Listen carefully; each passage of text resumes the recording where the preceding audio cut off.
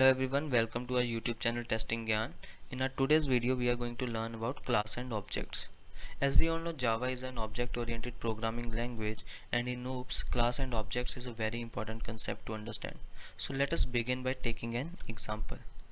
So here I am taking example of a person.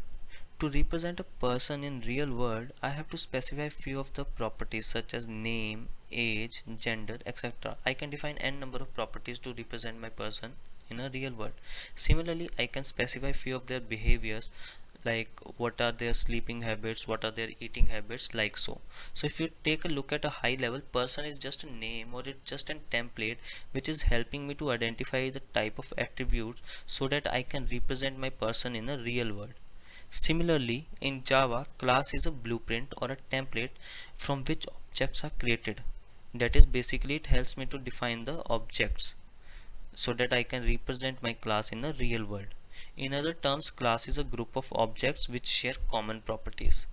Class is a logical entity. It do not have any physical representation. A class in Java can have methods, variables, constructor, nested classes, blocks, and interfaces in it. Similarly, object is a real world entity which helps me to define the real world existence of my class.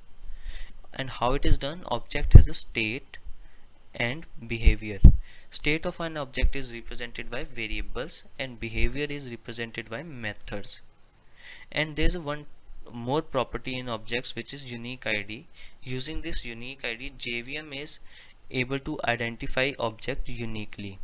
Now let us take at Eclipse code how class and object are represented in Java. So as you can see, I have opened my Java project and I have created one class in it called person.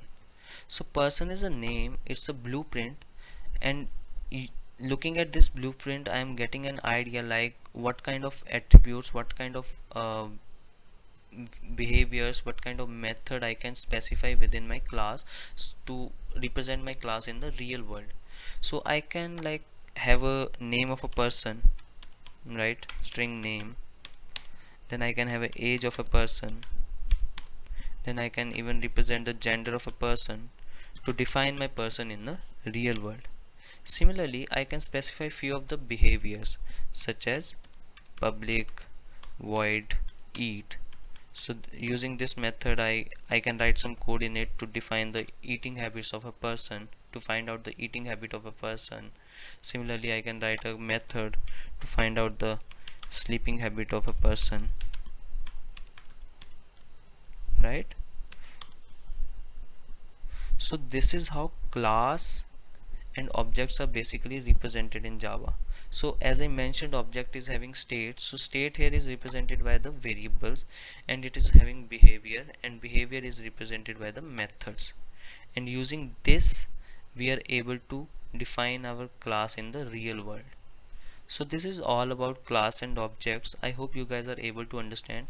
In case you have any questions, please post it over the comments. We will try our best to answer your queries.